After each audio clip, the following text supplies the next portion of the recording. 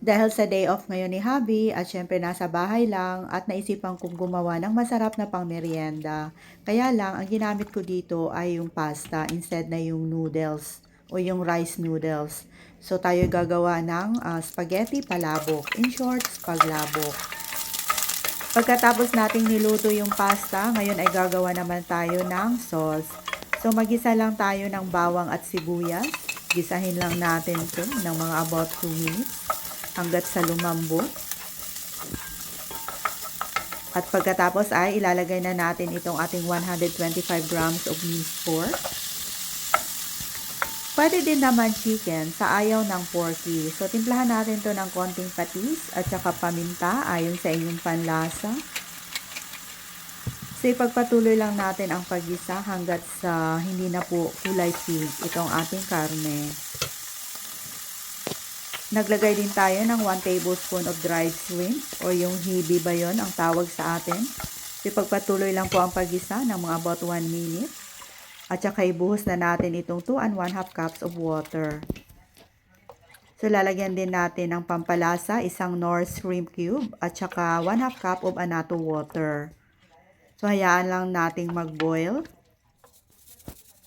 Timplahan ng asin at saka paminta. Pwede din naman fish sauce yung panimpla natin. Stir lang natin hanggat sa mag-blend na po yung kulay ng sauce. At saka lalagyan natin ng 2 tablespoon of tinapa flakes at saka pork chicharon. Ayan. Dagdag pampalasa din yan. Masarap. At pagkatapos ay ilalagay na natin itong ating naitunaw na flour at saka cornstarch. So continue stirring lang po hanggat sa medyo malapot na po itong ating sauce.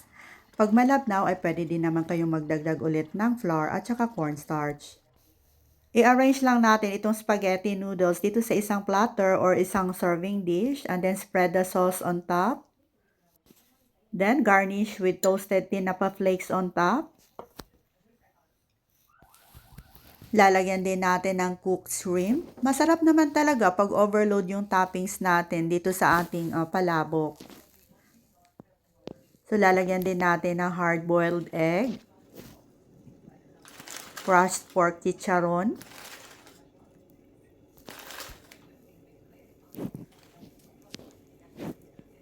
Lalagyan din natin ng calamansi or lemon wedges. Ang sarap pag madami kasing calamansi, ano? And then chopped spring onions para naman magkakulay itong ating spaglabo. At syempre, lalagyan din natin ng fried garlic. Naku, ang sarap nito. So, itry nyo na din tong gawin, mga mamshay. Pwede din tong pang negosyo. So, tara, kain na po tayo. Maraming salamat.